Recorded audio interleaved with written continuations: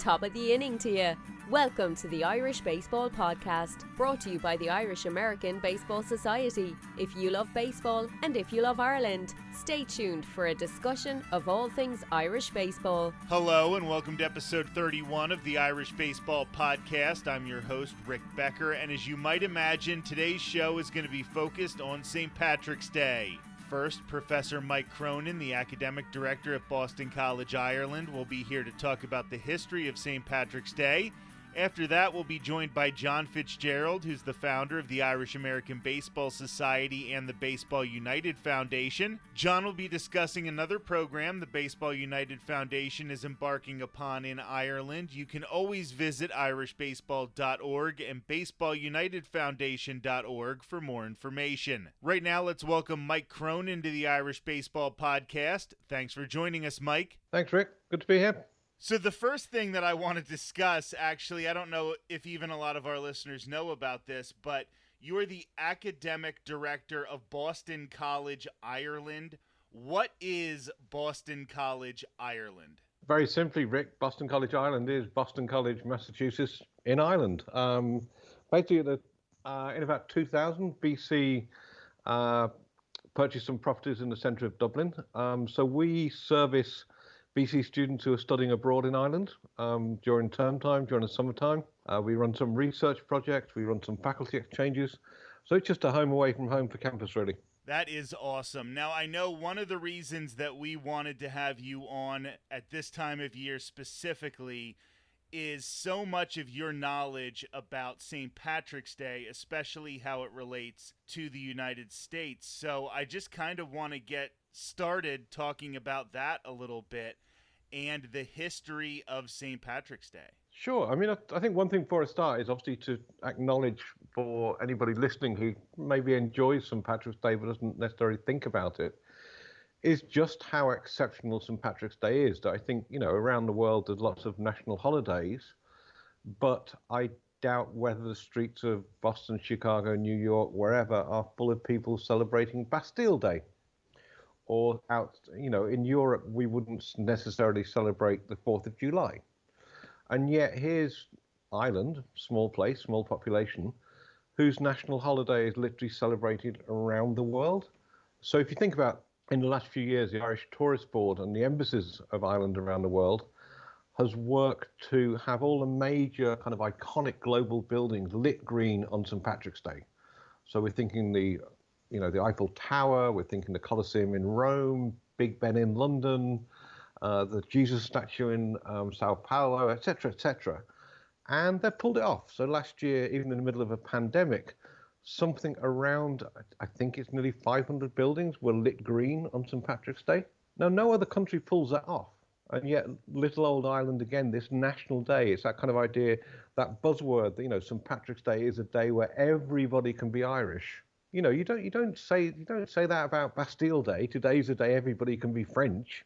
It just doesn't have the same appeal. So I think before we go into talking about the history of it, I think it's just acknowledging how significant is it. It's the one day in the year that genuinely, certainly in North America, is hugely significant that almost irrespective of your own ethnicity or heritage, you're going to maybe go to a parade, drink a pint of green beer, share exchange a greetings card.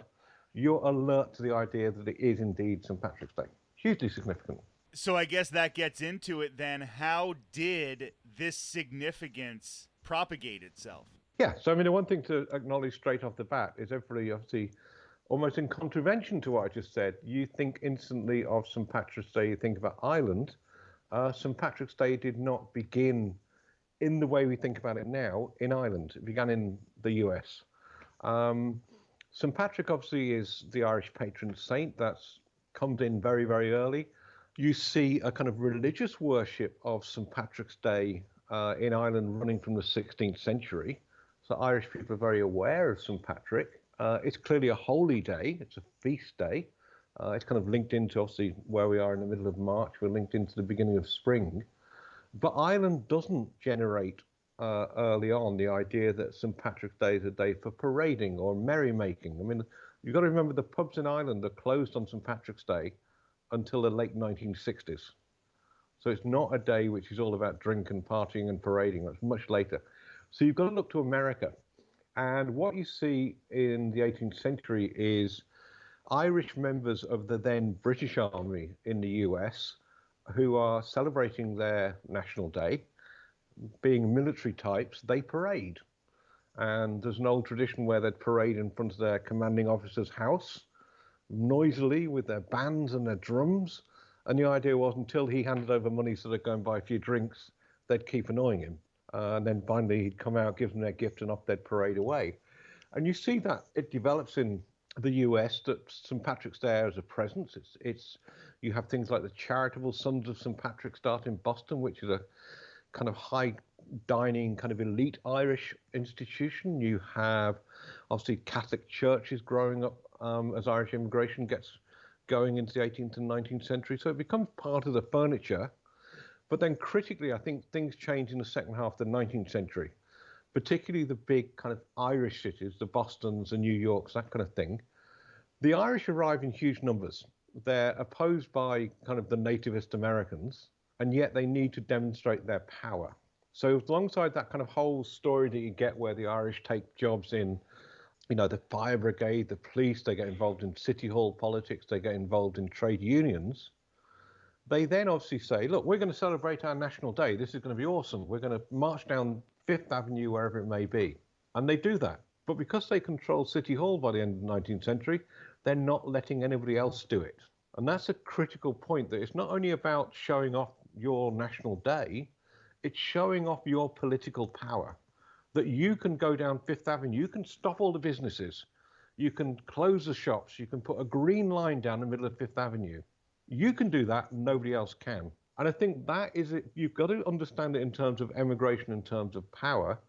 And I think what happens in the 20th century, it's the way it then spreads to everybody else. You get the importation of shamrock. You get Hallmark cards begin manufacturing St. Patrick's Day cards just before the First World War. It starts featuring in popular culture. You get the rise of corned beef and cabbage as the meal for St. Patrick's Day. The supermarket chains start buying into it just before the Second World War. And basically it then becomes this holiday that's open to everybody. And because in a way the Irish get there first, get them noisiest, it's a day that all Americans buy into. Look at it now. I mean, apart from, I think, Thanksgiving and Super Bowl Sunday, more food, more drink is sold on St. Patrick's Day than any other day in the US. It's worth $5 billion a year. And I know this isn't necessarily your area of expertise, but would you say that St. Patrick's Day parades, especially in big cities like Boston and New York, led to other ethnicities and other nationalities sort of creating their own parades to show off their pride in their heritage, like the Puerto Rican Day parade that happens in New York every year? Is this a way that the Irish sort of inspired other people to take pride in their own cultures? Yeah, I think it's part and parcel of the kind of the broader kind of American immigration ethnicity story. That you're right, the kind of things like the Puerto Rican parade, etc. That what people begin to understand, you see the Italians do it with a lot of parades to churches on particular feast days. They're the big Italian days. They're very public. They're very noisy. It takes different forms, given which kind of ethnic group you're talking about, but that need to proclaim your own space, especially in cities, where cities are delineated by kind of race, they're delineated by urban space and so on. It's really significant that other kind of ethnicities follow the Irish. The key point is probably nobody's as long-standing. I think the difference with the Irish is it doesn't inspire other people in the same kind of huge numbers to get involved and actually begin their own parades and days. So, I mean, you have a whole network of cities now across the US who have quite significant St. Patrick's Day events, parades, fairs, whatever it may be, but they have no kind of Irish tradition. And I don't think that's true of the other parades. The other parades are still very kind of specifically ethnic. So now we've seen how this all started in the United States. Now, how did it end up moving over back to Ireland and then from Ireland out to the rest of the world? Yeah, so I mean, what happened in Ireland is you have the first parades, in a way, were within the confines of Dublin Castle. Dublin Castle would have been the kind of headquarters of the British in Ireland during the 19th century. They would have had a military parade again, but it would have been very much for the elite to watch and to enjoy.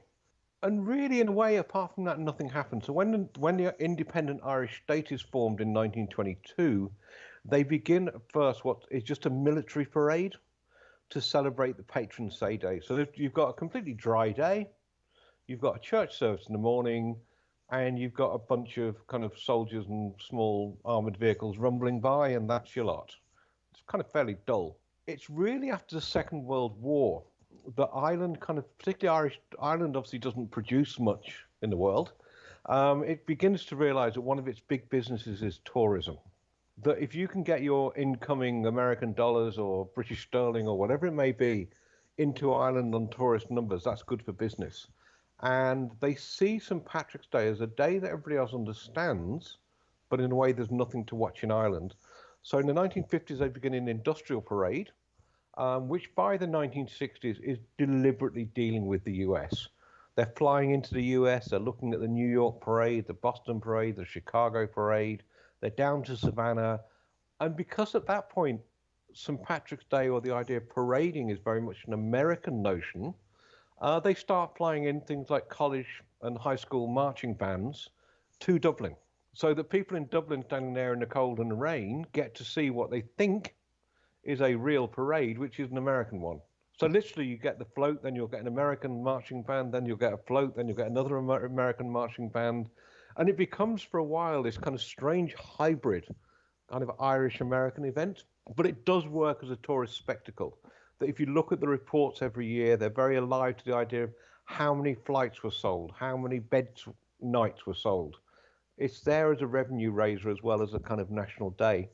It's all reformed in 1996, so we're at the beginning of the Celtic Tiger, a kind of Irish economic expansion.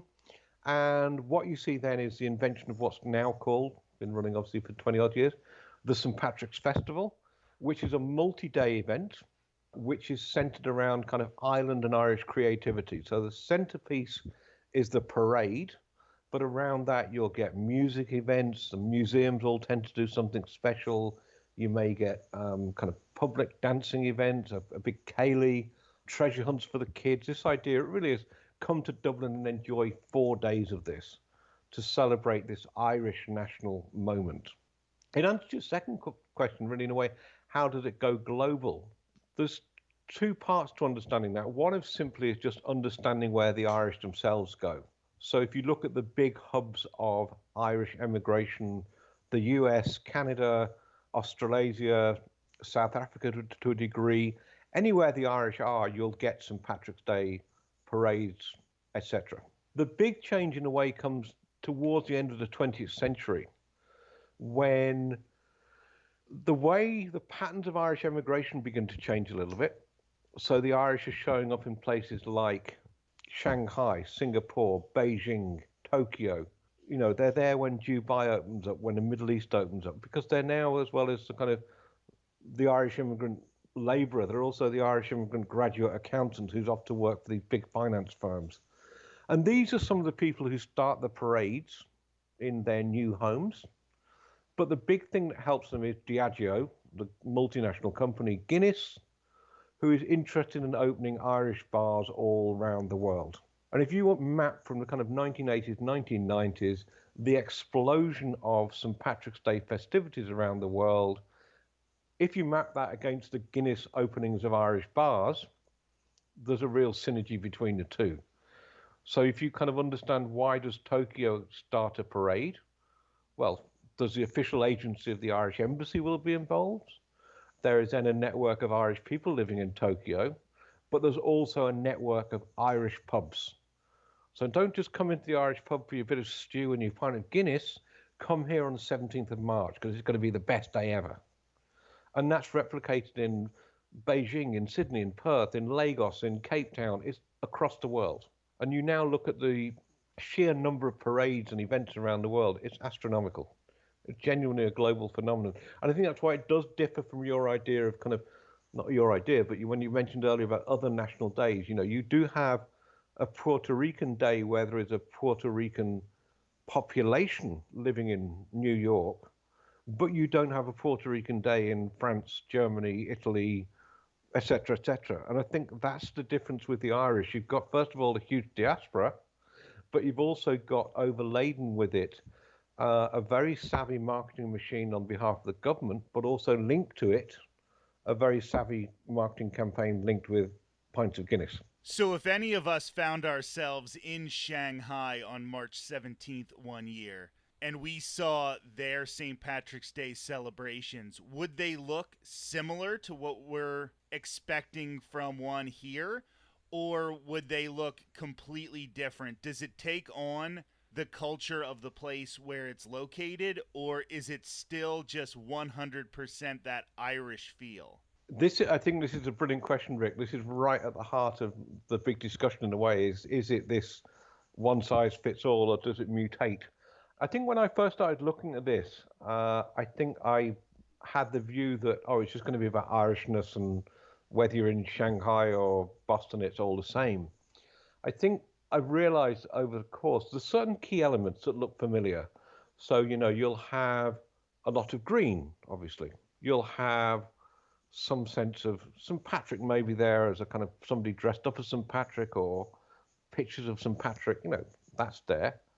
You'll have a local, whatever the local Gaelic athletic club is, whatever the local Irish society is, they'll all be there. So there's going to be certain aspects that are familiar, but then there's going to be things where it starts breaking apart that, you do have another familiarity across the world, actually. Irish dancing is huge everywhere. So the Irish dancing troupe in Shanghai or Boston will be there. But again, there'll be difference, because clearly if you're in Shanghai, you're not talking about Irish and Irish diaspora people. Locals are getting involved. So they're not bringing the same kind of need to connect with home. They're just saying, well, hey, it's St. Patrick's Day. How are we going to do it? And, they might bring in Shanghai, they might bring a Chinese dragon to the parade. It might be colored green for the day, but they're going to kind of embrace their kind of street theatre with the idea of being in an Irish parade, not by being Irish, but by being themselves. So I think this kind of locality becomes important. I think, again, another manifestation, if you arrived, Rick, into Dublin and said, Mike, take me out for the best corned beef and cabbage you can, because that's my meal, and I want a green pint, I'd have to put you back on a plane, because those things almost don't exist in Ireland, because corned beef and cabbage is an entirely American meal. And because the drink here is Guinness, which you can't make green, Irish people have never bothered with green pints on St. Patrick's Day.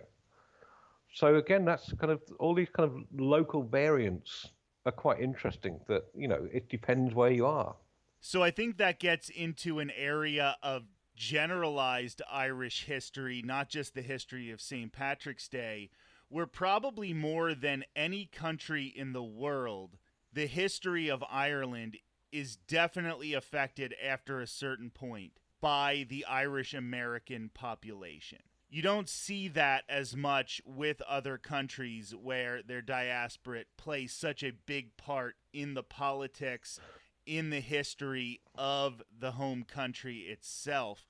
Would you agree that that's sort of the case? Yeah, I think it's critical. I mean, I think that you can look at, in historical terms, what from the British perspective would have been referred to as white empire countries, were kind of where the Irish went. So they went to back to the UK itself, down to South Africa, Australia, New Zealand in the southern hemisphere, and obviously Canada and the US in the northern hemisphere.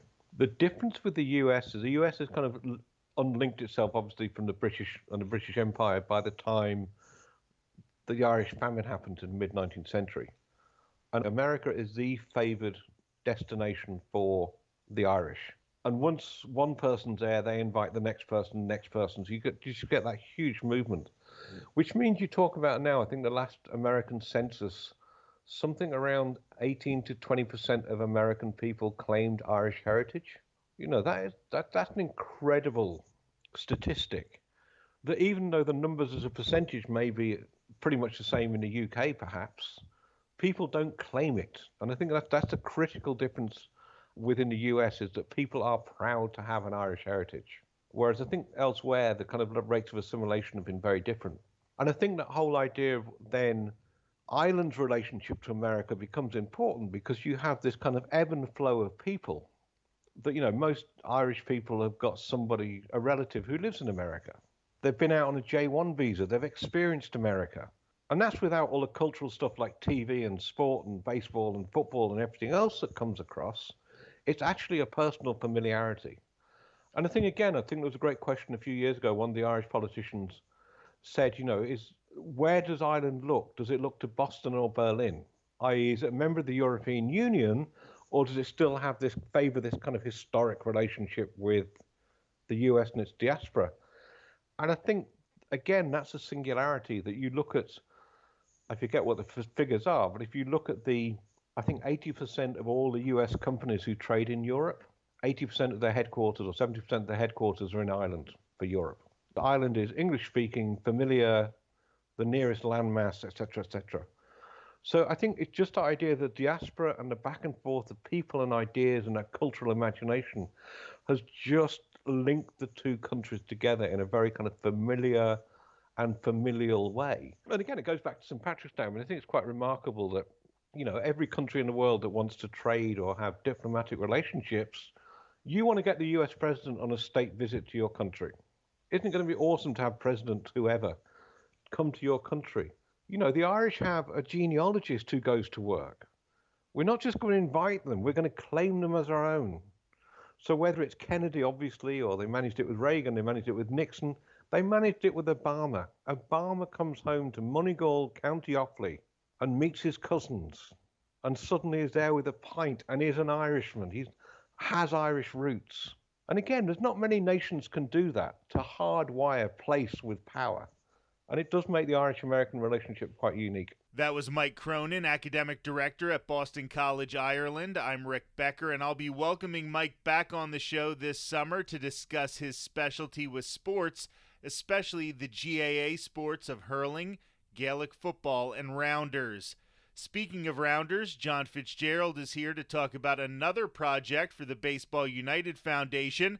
Always great to have you on the show, John. Hey, Rick. Thanks for having me, as always. Good to be here. So, of course, we are gearing up later this week, St. Patrick's Day, and the Irish American Baseball Society and the Baseball United Foundation always looking to do new things and have new opportunities around St. Patrick's Day. What are you working on this year? Yeah, so this year we've got a pretty cool one. I don't know if you remember last year, we announced our new youth baseball program in Northern Ireland. This year, we've got something similar. We're actually announcing a partnership with the GAA Rounders Club in Adamstown, which is in County Wexford. And for those of you who aren't, the listeners who aren't familiar with Rounders, it's basically, baseball. It's a very similar sport. It was the sport that most historians think, led to baseball. And they play rounders in Ireland. So we're going to partner up with a Rounders Club there to start a youth rounders program.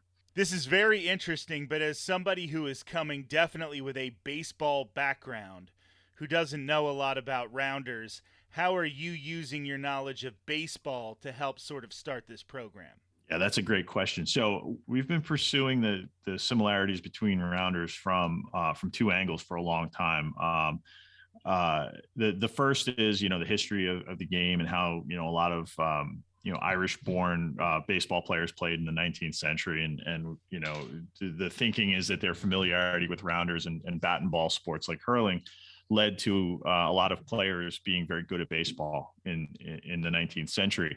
The other side of it, we've been talking with different officials in the GAA, specifically in rounders, about the similarities of the sport. And a couple of years ago, we sent 2 high school coaches over to kind of sit in on a rounders match. It was a friendly match, and they ended up teaching the game this was an adult match, and they were teaching different baseball skills as far as fielding and hitting and throwing, in the middle of the game. And the players really loved it. They took to it really quick because the sport is very similar. There's 4 bases. There's a batter. The bat and the ball look, very similar. The similarities are incredible. That's at the adult level. Now, they don't throw overhand, but when you're looking at a kid's game, it looks a lot like coach pitch baseball or maybe slow pitch softball, except the ball looks very similar to a baseball.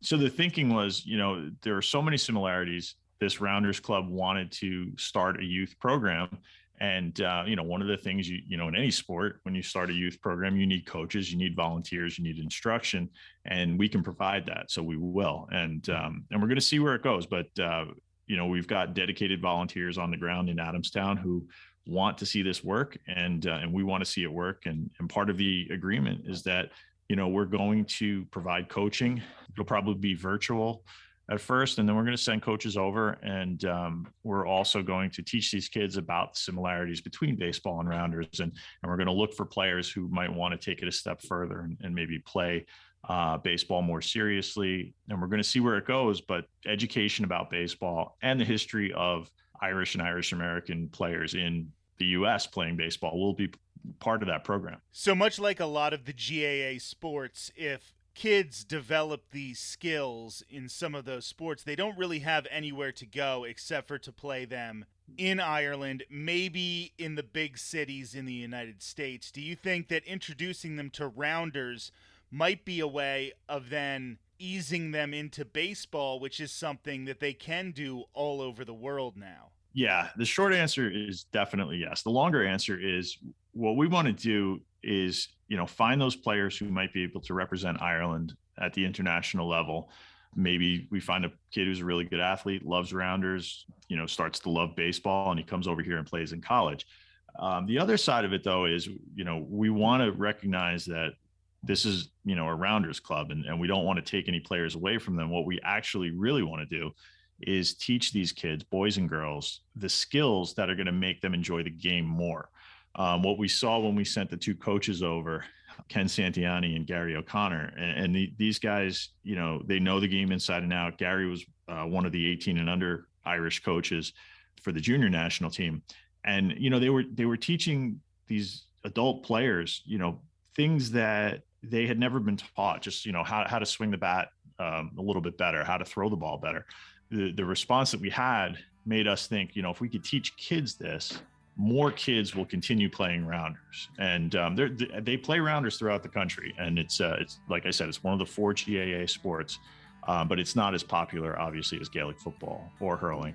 But it's never going to be that. Just like baseball in Ireland's never going to be Gaelic football or hurling. But if more kids can understand how to hit the ball, throw the ball, and catch the ball better, the thinking is that more kids will be playing rounders as they get, into their teenage years, and then in, when they become adult. Obviously, John, thank you for all you do over there with baseball and now rounders over in Ireland.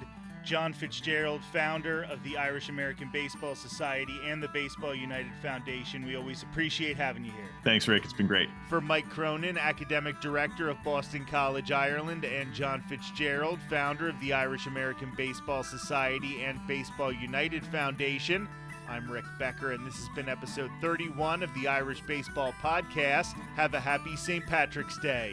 Thanks for listening to the Irish Baseball Podcast. The Irish Baseball Podcast is a production of the Irish American Baseball Society. Visit us online at irishbaseball.org and connect with us on social media. And remember, there's no place like home.